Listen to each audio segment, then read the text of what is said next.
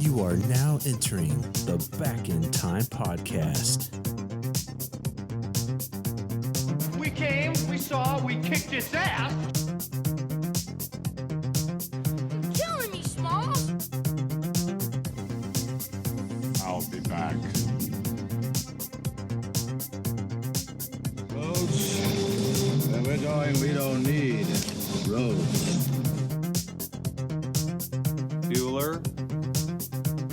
Bueller.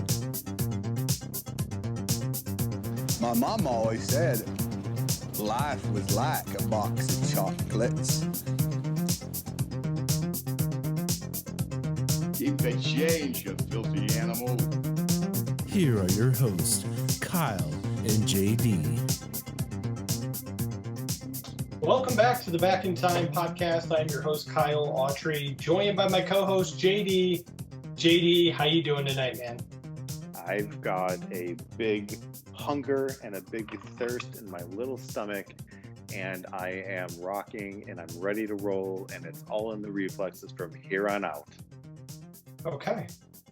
Now, I thought I might have heard some ice cubes in the background. Are you making a drink? I did just make myself a little drink. Okay, what do you got? Basil Hayden on the rocks. Basil Hayden? I don't even know what that is. It's a Throw whiskey. me for a Fruit Loop.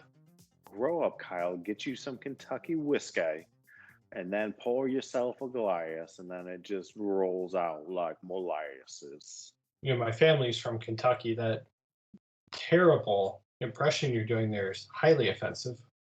Well, that was more of a Savannah, Georgia. You're clearly not a fan of The Office. Right. No, clearly Never not. seen it. Never heard of it. Weird. Man, I'm excited to get into the episode today. We've got a big movie. Obviously, we fell a little bit behind schedule this month, so they're getting this 4 or 5 days late. But here we are, man. Big Trouble in Little China. You know, I know we had a lot to talk about on the teaser trailer, but how you feeling as we get ready to jump into this cult classic film? Oh, I'm super excited, and I've got my right hand is raised and ready to just bitch slap you for any time that you throw negativity or shade at this movie. I rewatched it just earlier this afternoon, edge of my seat, just wondering, how has Kyle, one, never seen this? And then two, he's got this mysterious response that he's going to lay down the law upon for you all audience who I don't know. I worry about you, Kyle, and I'm very concerned.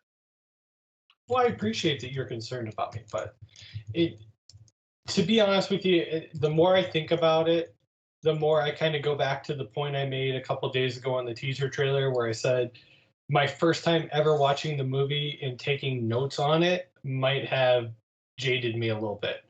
Mm-hmm. Mm-hmm. At least in the first part of the movie. And for that, it roughs me up to say this, but you suck, man. I didn't know where you were going with that one. Well played. Let's get into a little bit of the background of the movie. So this is a 1986. It's an American fantasy martial arts action comedy film. That's a mouthful. Directed by John Carpenter. It stars Kurt Russell, Kim Cattrall, Dennis Dunn, James Hong.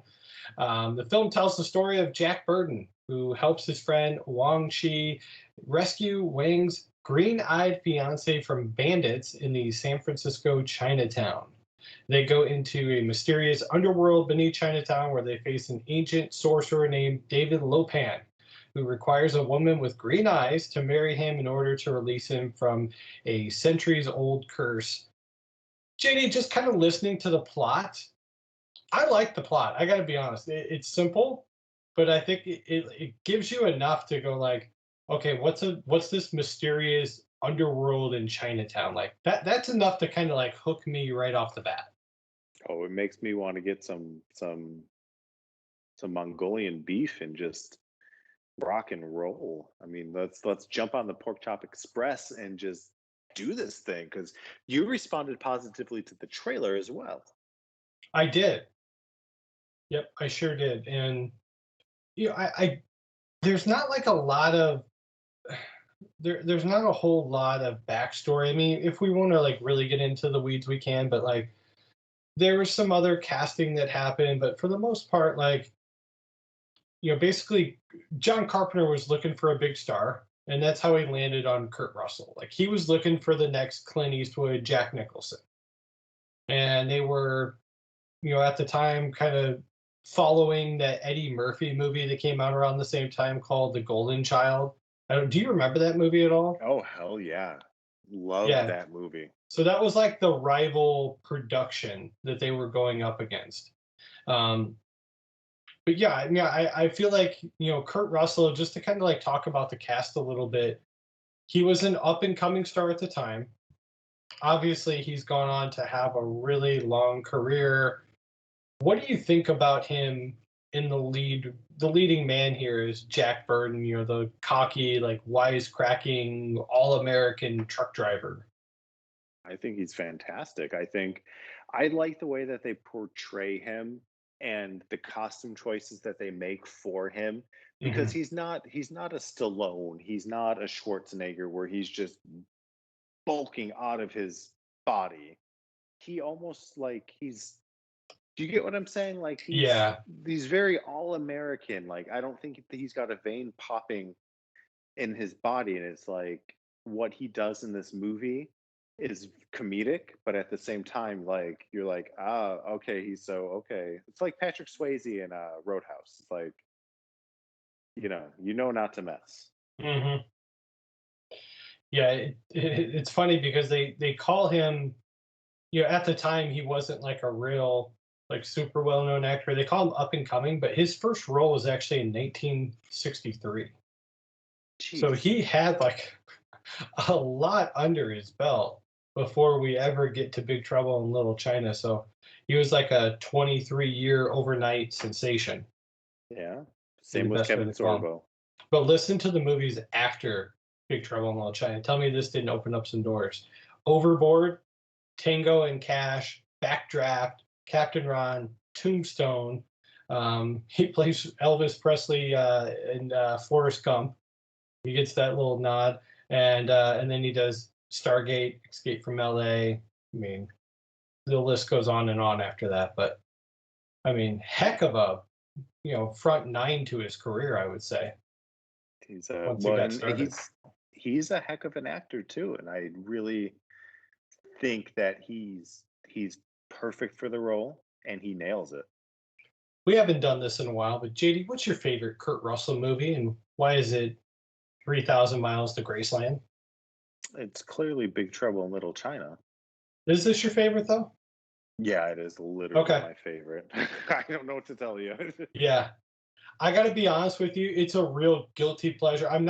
This movie is not better than Big Trouble in Little China, but it's one of my favorites. And I love him in Captain Ron. You would? Yeah. Well, yeah, he's great as the boat captain. He would have made a good. I think he would have made a pretty good Pirates of the Caribbean character if he would have gotten cast in that as well. There's still time. You never know. He could have been Jack Sparrow. So, all right, maybe some Herbie Brooks in Miracle. I love him in that too. Yeah, that's a good one. But yeah, let's get to the movie. I mean, like I said, with us being a couple days delayed and already covering the teaser trailer a couple days ago, we talked a lot then. So let's go ahead and I'll cue the theme song music. We'll get that playing in the background here, and let's jump into it, JD. Let's do it. Okay, so we begin with Egg Shen. He's played by Victor Wong. We all probably know him best either from this or as Grandpa from Three Ninjas and all the sequels that came out after. And he's defending Jack Burton to an attorney here. The attorney wants to know if he really believes in magic. And Shen says, oh yeah, black Chinese magic, sorcery. And she should believe in it too because it's real. And then Shen raises his hands, some electricity shoots between them, and he says, that's how it always begins. JD, what do you think about the opening number here?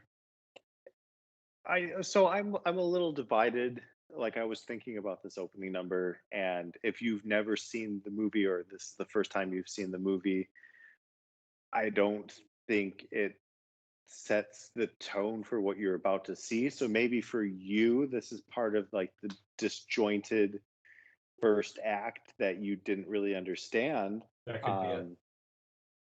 But having seen this movie so many times, you're like, oh yeah, hell yeah, there's the magic. And just winking at them and stuff like that. But I don't know. I get why, because they don't tie the scene up. Yeah. It's just out there. Okay. It's like fishing without a minnow. Gotcha. That's a good analogy. So we meet the leading man next, Jack Burton, again played by Kurt Russell here. He's a truck driver, and he's on the CB radio, and he says, "It's like I always say to my wife, I only drive as fast as I can see." He calls his truck the Pork Chop Express, and it's like he always says, "If you pay your dues, Jack, yes, sir, the check is in the mail." So kind of like his little sayings here. He's a character, but I like Jack right off the bat, JD. I dig the soundtrack in the background, and I kind of like these rainy shots of the truck just speeding down the highway. It's But what do you think of our first look of him? Yeah, it's very realistic. Obviously, I'm not a truck driver. I've never been a truck driver. I don't know what that life looks like, but I imagine that this is an accurate portrayal in 1986 of just a wayward traveling driver in the Pork Chop Express who's just spouting off knowledge on his CB radio. My brother-in-law is a truck driver, and from what I understand, these days were like the Wild West. Now it's a lot more regimented. Once they hit a certain number of hours or mileage, they literally have to shut the car off no matter where they're at. They got to pull over and turn the keys off. So it's not like what Jack Burton's experiencing here in the 80s. No, the government, man, they're out to get us. Yeah, I don't want people making too much money, trying to hold the man back. Oof. Or keep people alive, one of the two. So Jack arrives in Chinatown, San Francisco. He's playing some cards at the table. He's got a handful of money, and he's really having a blast by the looks of it.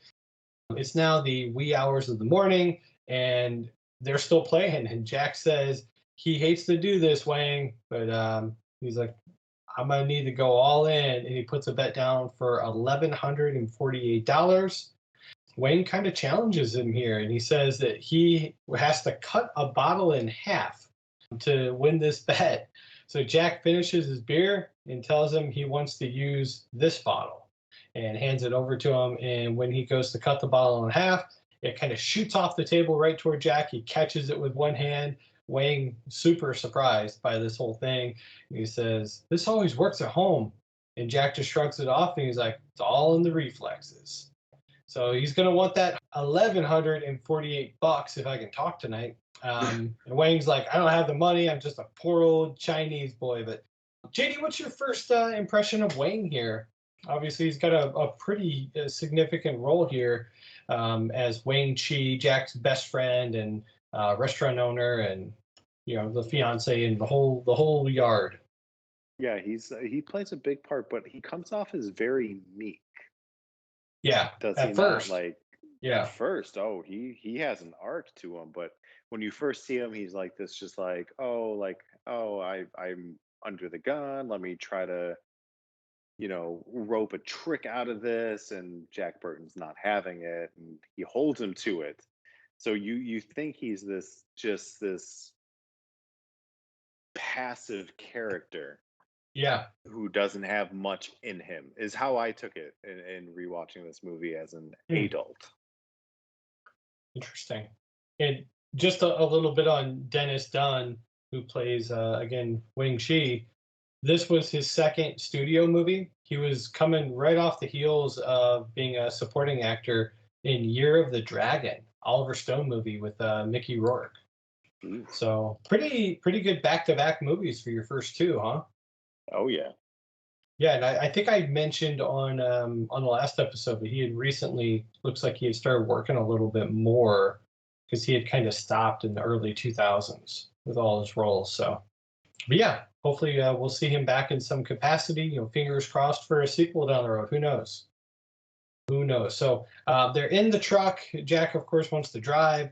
Wang shows Jack a photo of a girl, and he says that he hasn't seen her in 5 years, but he is planning on proposing to her when he sees her. So they arrive at the airport next, and Jack spots a pretty blonde standing in the lane, not in the lane, in the line at the airport. And we get our first glimpse of Gracie Law, played by Kim Cattrall. Probably best known for her role in HBO Sex and the City, I would imagine. But of course, JD, I know her best for her role in Porky's, one of my favorites. And what do you think about her here? I mean, we don't really get a lot of Gracie at the beginning, but just to talk about her as a character real quick, what do you think about her as Gracie Law? Yeah, she's got a little sass to her, which is she's just, put the brakes right on Burton. And I love the line where I can smell you from down here. It's Miller time. Yeah, that was great. I was trying to remember. I mean, obviously, she, like I mentioned, she had done Porky's. She was in Police Academy too, right? I think I'm remembering that right. You might have to fact check yourself. Okay. But I do think she was in Mannequin. She's definitely a mannequin for sure. Yes. There we go. There we go. Yeah, she was in Police Academy. That was right after Porky. So yeah, I mean, she had a couple really big movies too in the '80s, and followed it up with Masquerade, and eventually shout out to Phantom Dark Dave, a little role in Star Trek VI: The Undiscovered Country. Ooh. Lieutenant Valerish. So got to get our shout out to Dave in there. Yes. Hi, Dave. Archives. He's in our archives, that is. Anyway, Jack tries his best to sweet talk her here, but she's really not having it. And then they get bumped into by some street thugs from Chinatown. And then Wang sees his lady friend, Miao Yin. Am I saying that right? Was it Miao? I think it's pronounced Yao Ming. No, nope, definitely not it. Whoops. Delete that. It was not 7'5" Yao Ming. But anyway, he waves to Miao Yin, and as she's passing security, she gets grabbed by one of the gang members here, street thugs, whatever we want to call them, and held at gunpoint, and they take her out of the airport into the parking garage. Wang and Jack give chase, and Gracie and her friend have also kind of ran and hid. Jack points to, she actually points to Jack and Wang in the garage and tells them which direction they were headed, and then Jack yells for her to call the cops. So we get a little bit of a tussle here. Maybe this is my issue. I don't love the setup. This felt like really, really convenient for me. Like we don't even get to talk to her. She just gets scooped up, taken away. I don't know. I didn't love the setup to how we get introduced to the female characters here. Yeah, I can see your issue because there's no backstory to why this street gang is at the airport. Who are they trying to kidnap? Because we find more details later on about what's going on, and then the connection to the big bad. So I'll give you that. I'll give you a point for that. Okay, I'll take a point. 1-0. Now, back in the truck, Jack wants to know what the heck is going on, but Wang really isn't giving him much information other than they all hang out at this club. And Jack says there was an American girl in the airport, and they seem to kind of, her and the other girl seem to know what was up. And Wang tells him to stay clear of her and mentions that she's a lawyer. And then we cut to Egg Shen, who's driving a tourist bus, showing people around town. And I have to say, JD, as much as I just complained a second ago, I really do like the pacing and tempo, at least from that standpoint. Oh, so yeah. Far. It only gets better. Like, yeah. And that's pretty typical of John Carpenter movies, in my opinion. I'm usually a fan of his tempo, especially with like Halloween. It's like really slow build, like crawl, walk, run. But if you go back to Christine, same thing. Love the tempo in that movie and the pace and everything. So I'm not surprised that I am enjoying his movie. So Good. yeah. Now Jack squeezes into a back alley here, and Wang tells him to keep on moving. And somehow they end up in the middle of a turf war here. And Wang says that these guys are animals, and they get into this Chinese standoff, and guns are being fired, and then they all charge each other. It's like a scene from Braveheart here. And we get this awesome just back and forth karate action. JD, what do you think of this scene? Geez, the choreography is fantastic in this. Oh, yeah. My only gripe is the amount of guns that they're using in a martial arts movie. You don't like guns in a martial arts movie. We've talked about this. We have, and in horror movies, just the same. Yeah. I don't like guns. I don't think that they have a place. And I'm a big martial arts film fan. I don't know. I know we've discussed it before, but I don't know how you feel about it or where you land after watching this movie. But I mean, it just sort of cheapens the art of the hand-to-hand combat. I think if you're going to have guns, you better have a really good purpose on why you're using them in the movie. For example, speaking of Halloween, since we just talked about John Carpenter's Halloween, like when Loomis shoots him at the end of the movie, and he's, I shot him 6 times. Like, that's a great purpose on why he had a gun. He's trying to take out this killer. And this, I don't like that they like shot back and forth. I would have preferred like one guy pulled out a gun and it got kicked out of his hand, and that's the last we saw of it. Yeah, I agree with you on that. And how was my Loomis? That hurt my voice a little bit. That was fantastic. Okay. I wanted to make sure that I commented on your just pristine Loomis. Your name is now Kyle Loomis. If they ever need voiceover, I'm just saying, I'm available. I might need a bag of nails to drink afterwards, because that really that does something to the vocal cords. Give us your best Haddonfield. Haddonfield. I'm a You're little on off to on that one. something. Yeah. No, but you're on the right track. Yeah. You gotta. It starts with that first line of him going, "Oh, it's like deep down in there. That's where you get his voice." Yeah, you have to level set. Yep, that's true. Give me a little walk-in real quick. Oh, Kyle, can you imagine Christopher is Jack Burton? It gets every time it gets me. Okay, so Gracie enters this room here after the fight, and it gets revealed that Jack has lost his truck. It's been stolen. Gracie mentions that the White Tigers have it, and they actually have the girlfriend as well. And she thinks if they get over there tonight, they can get her back. And Wang says he needs more of Jack's help, and he needs his money to buy her back from them. So he begs Jack to help and says that he has a great idea, but he's also asking Jack to like chill out on the $1,148 he owes him. He might need that money. In the next scene here, we got Jack all dressed up as a nerd. He's all got the tie, he's got the glasses, and he's walking in. He asks for the White Tiger, and he tries to make a joke here about it raining like cats and dogs outside. Gracie gets out of the car outside and runs over to another parked car where there's a reporter in there.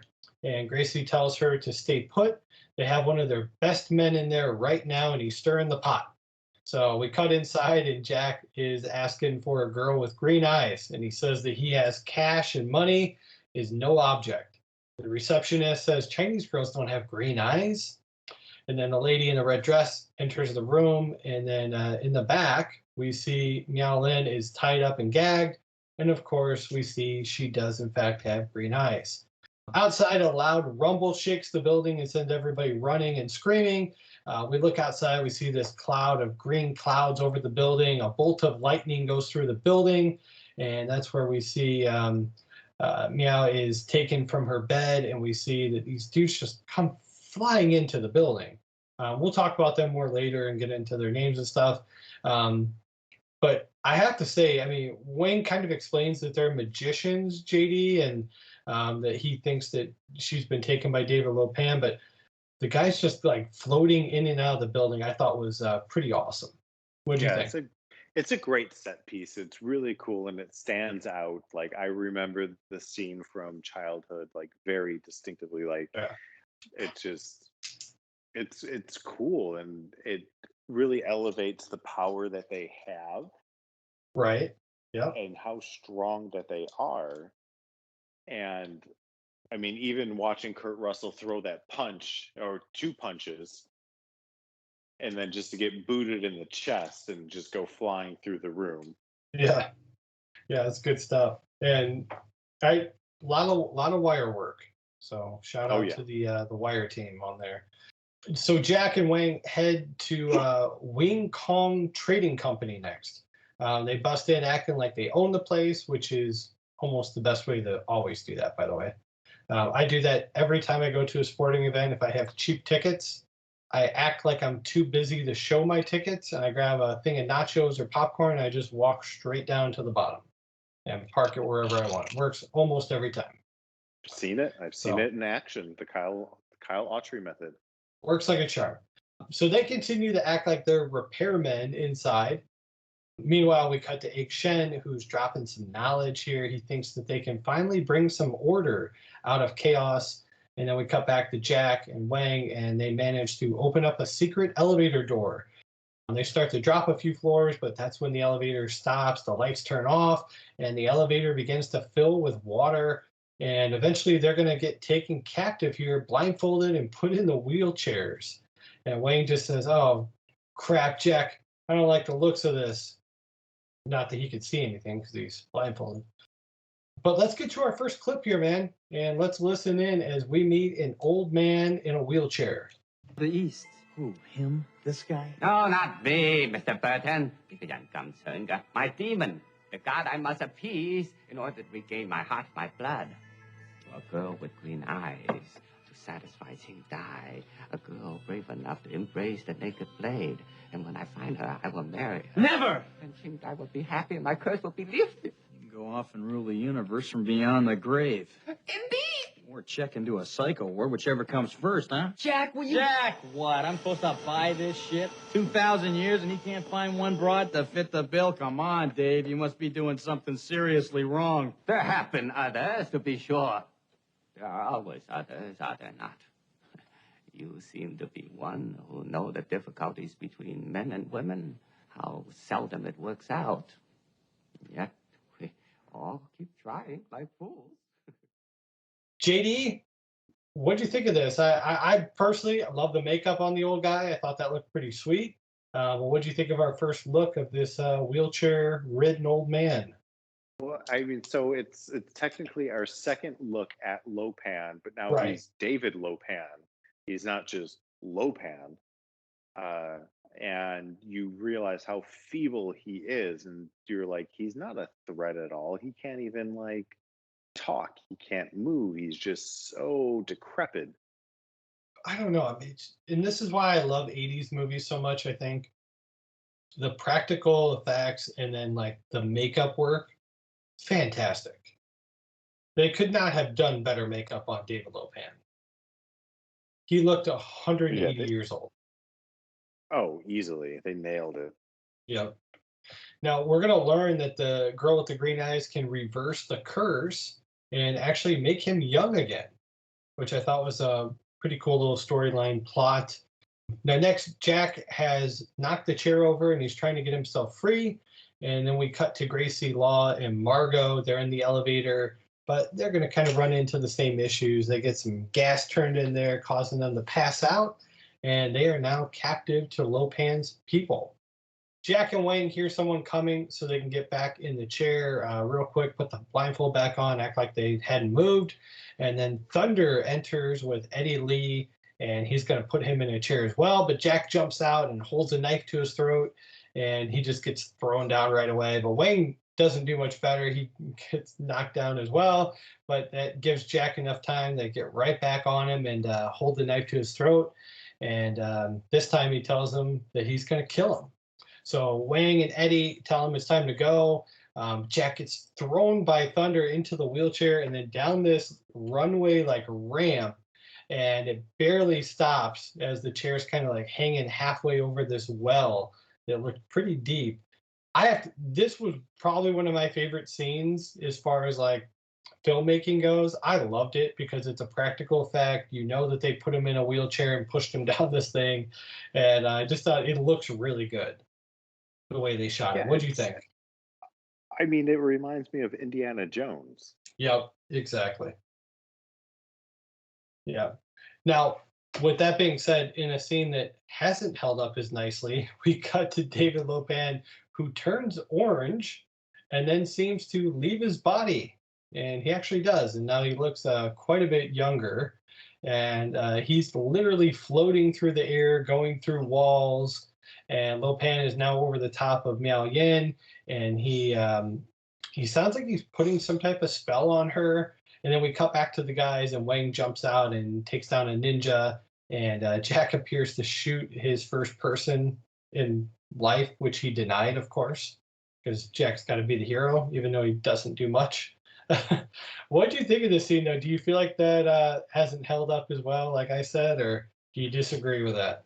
I don't know. There's been a lot of recent movies with really bad special effects that I'm okay with this 1986 movie and what they did.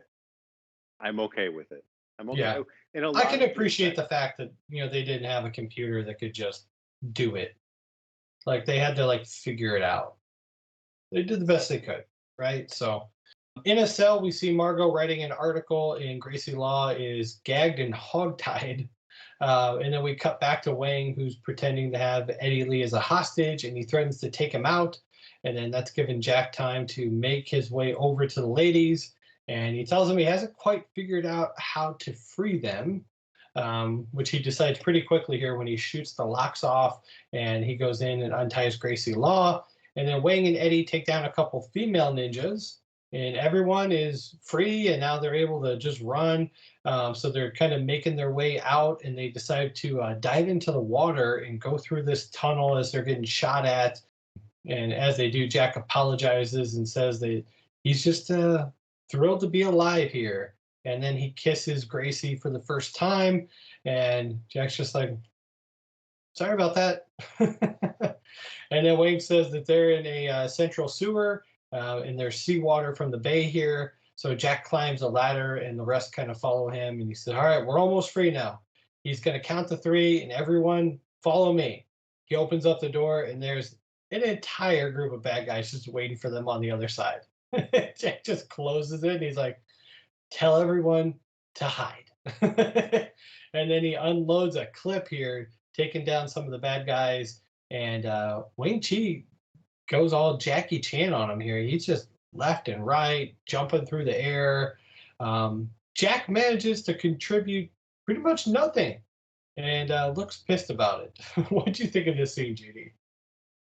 Yeah, so it goes into what I was hinting at earlier about apparently Wang Chi's this ridiculous, capable, not meek. And so I don't know if it's good character development or lazy writing.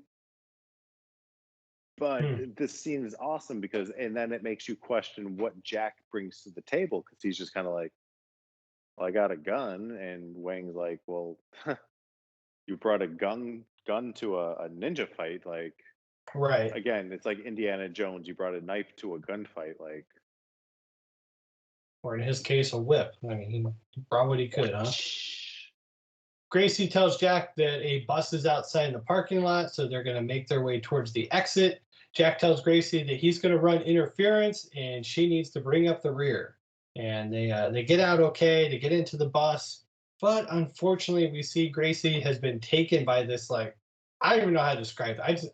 I put down Sasquatch-looking figure. I don't know what it was, but it pulled her like right through the wall. And then in the bus, Jack yells, yeah, we made it. And then he's looking around. He's like, what about Mao Yin? Hell, we don't have her. What about Gracie? Anybody seen Gracie? Nope. So the fight is definitely not over yet for Jack and Wang. So we cut to Gracie, who is shackled to the floor here. David Lopan enters in a wheelchair, and we find out that Gracie also has green eyes. Lopan can't believe he's like, 2 girls with green eyes? And a feisty one?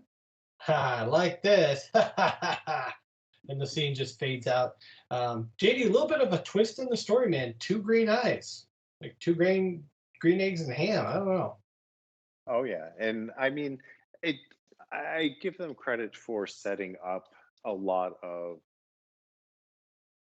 where they're going, because it's very clear that she has green eyes. They focus on her eyes Right. many times, and then for Lopan to just kind of be like, I will whitewash my impression and just say, hello, you have green eyes now. Why is your mouth moving a million miles an hour, JD? Well, that was racist. I'm just repeating what I see. So Kyle's canceled. So let's continue on with the next part, as Kyle's no longer a part of Back in Time podcast. Pick up where it says Margot tells Jack. Your turn. No, I'm kidding. Yeah, so let's keep moving on. I mean, it's a nice little twist though. So Margot tells Jack that she's going back with them, and then Egg is coming as well with some backup, he says. And then meanwhile, we cut to Thunder, who puts Gracie in a room with the floating Miao Yin, and he tells her if she plays her cards right, she might live. Meanwhile, David Lopan has entered, and he's not old anymore. He says that she came to seek him out with her green eyes, and we get another clip here. JD, let's take a listen to this.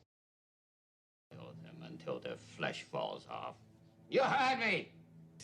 You bastards, unchain me. You're not gonna get away with this. Where's Lopan? Hello, son. This one has fire as well. Hey, listen, I've had enough here with you maniacs. I want to see that disgusting flesh peddler David Lopan in person.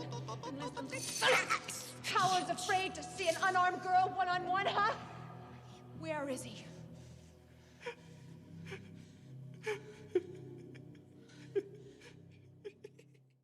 So a little bit more backstory, a little bit more excitement about the green eyes here from Lopan. What'd you think? I love the story building. Like there's something about this movie, like in the way that they position it and the way that they release the knowledge and they build up the tension, that for me, I'm all in. Like I'm so on the edge of my seat right now. All right, well, we're racing toward the finish line. They're in a cave now. Egg Shen is telling Jack a little bit more history. We cut to Gracie and Miao Yin in what appears to be a ceremony, and they're both like real deadpan here, no emotion. They get a sword handed to them, which they raise above their heads, and then it takes them straight up to the ceiling. Lopan says that they have survived the burning blade, and now he plans to marry them both. Jack and the guys almost get eaten by this weird-looking goblin. And then we cut back to Gracie, who appears to kind of snap out of her trance a little bit. She tries to talk to Miao Yin, but she doesn't respond to her.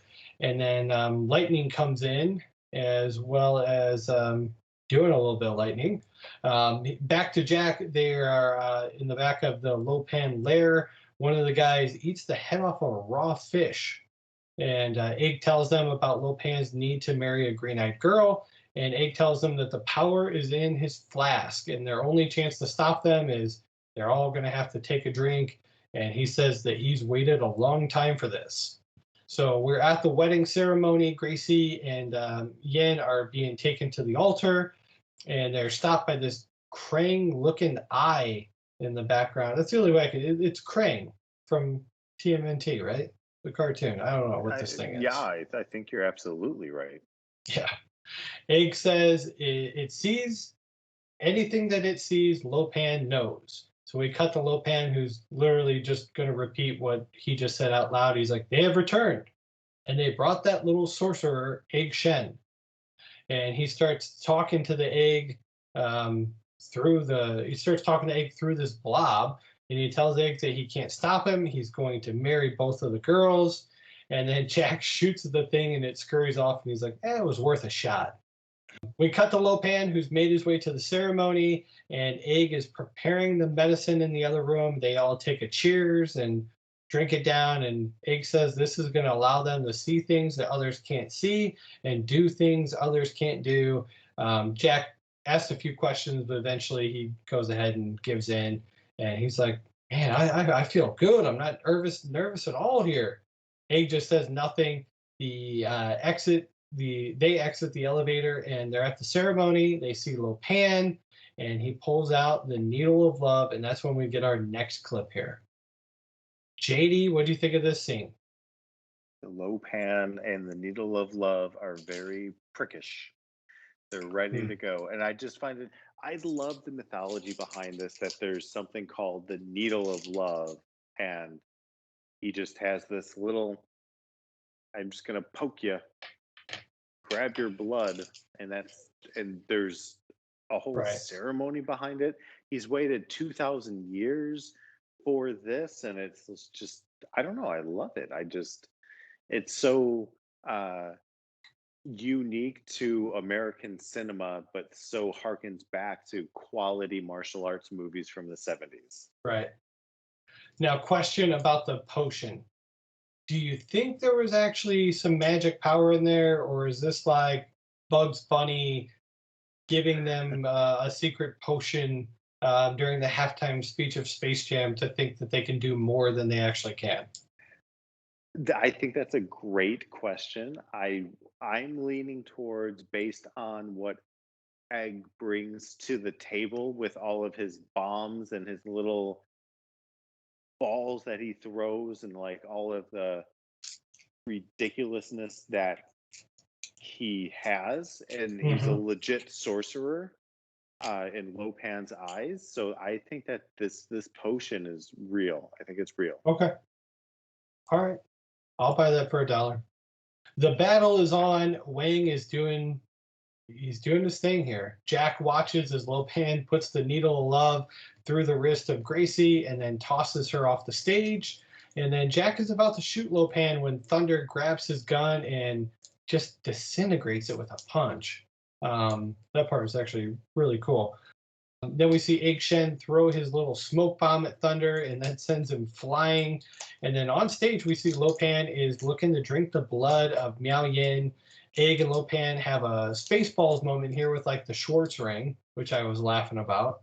So they're just like, zing! They can't beat each other. It's just kind of X's one out. And then Jack finally gets free from this dude, and that's attacking him, and Gracie reappears, and there's just so much to unpack here. Like, I mean, there's a lot of action going on, JD, but just to break up the last scene or so here, what do you think so far? I love the way that they choreograph the fight scenes, and with Wang and his brother Storm, the fight scene, just how many times they're just flipping around and then just like in the air and just like clinking swords. It's awesome. Like, yeah, I don't know. It's just like a edge of your seat, childlike wonderment, just watching what's going on. Because as you asked earlier, did the serum, did the potion, did it have any effect? But look at Wang now. Like, he went from okay to good to like, holy cow. To like Bruce Lee. Yeah, no, I get it. Well, Jack and Gracie barely avoid disaster here, but they end up in the elevator, and he's like, you're out of breath. He's like, why the hell are you dressed like that? She's like, huh?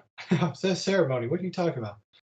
Then they start making out in the elevator. I don't know. It seemed like bad timing for a love scene, but you got to admire Jack's priorities. So anyway, Lopez is now flesh. Gracie has grabbed a spear. She's trying to sneak up on him. Jack's running some interference. Let's listen to our last clip here.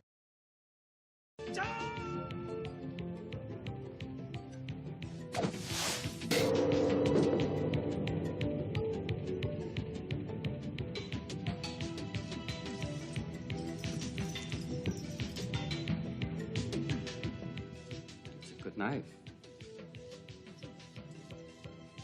Goodbye, Mr. Burton.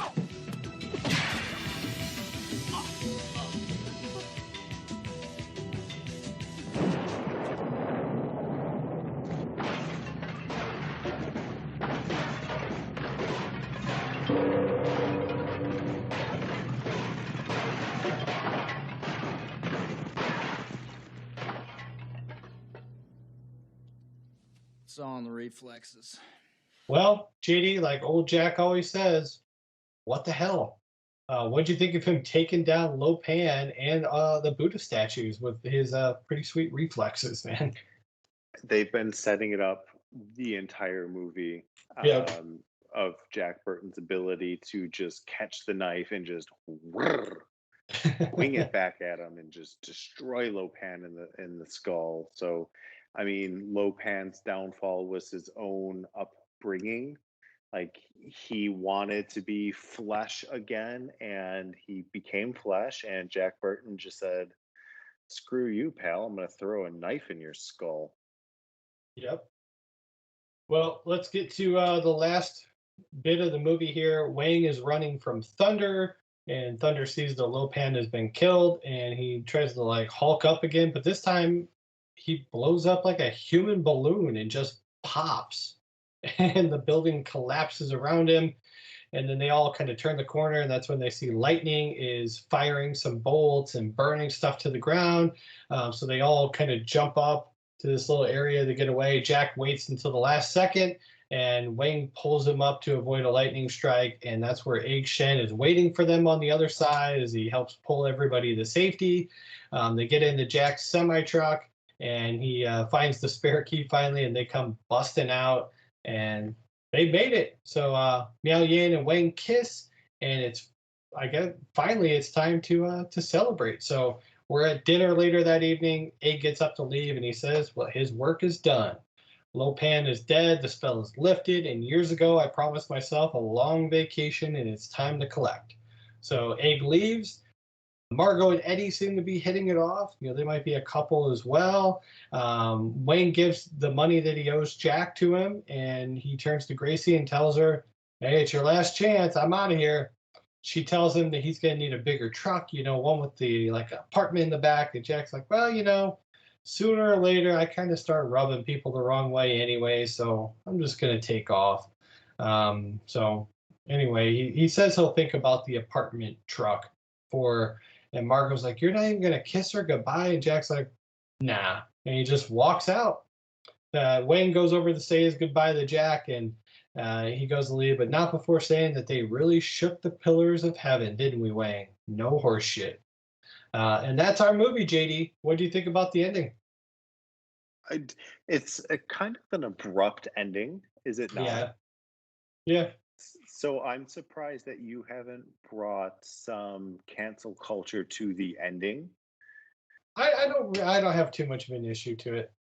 And even when he's in the truck right before the credits hit, and we have the you called it the Sasquatch Chewbacca beast, is kind of like showing, and he's like, "Oh, here I am, I'm still alive." Right. That they kind of softly set it up for another story, maybe Big Trouble in Little France. Knows. But no, I like the way that it ties together at the end. You have to respect the 1980s pseudo masculinity of him rejecting the final kiss. Okay. Like, that's just kind of like, it's a baller move. Like, dude, she's ready to beak, and your response is, meh. Yeah. It's interesting. And I know that there is a lot of extra stuff in the DVD. Like, there's deleted scenes, there's extended endings, there's a bunch of stuff that you can check out. I believe Scream Factory put out a collector's edition Blu-ray a couple of years ago that's got like a heavy amount of bonus material to check out. So maybe we can get some more answers in that. So if anybody listens that has that Scream Factory collector's edition, send us a tweet. Let us know what you think. Could the ending have been better? Did it end abruptly? What do you think? But JD, I mean, for a movie that is now pretty much as old as we are, how do you think it's held up over the years? Like a peach. Fantastic. Loved every moment of watching it. Can't wait to watch it again. Okay. All right. Interesting. Let's give it a grade. Like, a grading scale, A, B, C, D, F. What do you get Big Trouble in Little China? A, hands A? down. It's an Okay. A. It's not an A plus. It's not a perfect movie, but damn, does it come close. I'm gonna give it a B plus for me. I Really accept good. that. There's a couple things I don't like about the beginning, but overall, it's an enjoyable movie. It is something that I would definitely watch again. Let's talk sequels. Apparently, the rights to the movie are owned by $7 Productions. Now, JD, that's significant because that is The Rock's company. And apparently, he's been trying to develop a remake as him starring as Jack Burton. What do you think about a potential Dwayne The Rock Johnson remake of Big Trouble in Little China? I'm torn because one, I love The Rock as an actor. I'm very sold on his ability to bring it to the screen. But do I think he can fill the shoes of Kurt Russell as Jack Burton in this role? That I disagree with. Okay, well, good, because that's my last point here is the latest update, which was about 3 years ago, came from $7 Productions president, Hiram Garcia, who clarified that the film is a sequel and a continuation of the previous film. The creative minds behind the new film acknowledge that they have no intention of replacing Kurt Russell and recasting Johnson as Jack Burton, so it would really be more of a follow-up to the original with The Rock involved, I believe, and some type of like supporting character. So is that a little bit better, you think? As long as the original story is intact and it actually does follow up, and it's not just like The Rock is a different truck driver named like Hack Hurton or something like that. Oh God, that makes my stomach churn just thinking about that potentially. Yeah. No good, but I mean, overall, like I said, solid movie. I'm glad that we got a chance to cover this one. Next month, we're going to be back with some new movies. We've got new episodes planned. We've got an anniversary to celebrate for the podcast. 4 big ones, man. We are turning the page on year 4 and moving into year number 5 for the Back in Time podcast. We appreciate all your guys' support. Let us know what you want us to cover next. Send us a tweet or drop us a DM. Let us know what's on your mind. What should we be doing? I mean, I've got a pretty good plan on what I think we should do the next couple months, but especially with Ghostbusters being down the road, we definitely got Ghostbusters 2 waiting in the wings. But I feel like that needs an entire month dedicated to it because I am pumped. I'm actually mad we didn't do a trailer reaction to the second one because I love that trailer. You did you?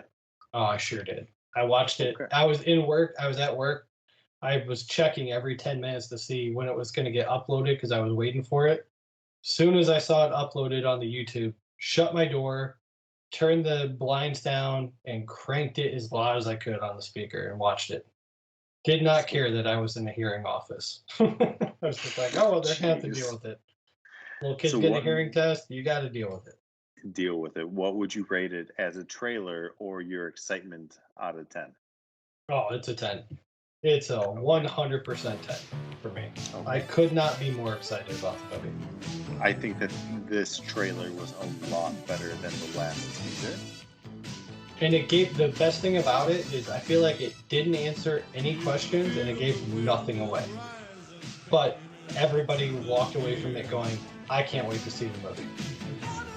I'm with you. Yeah, it's classic. That's like 80s filmmaking at its best. The trailer gave away nothing.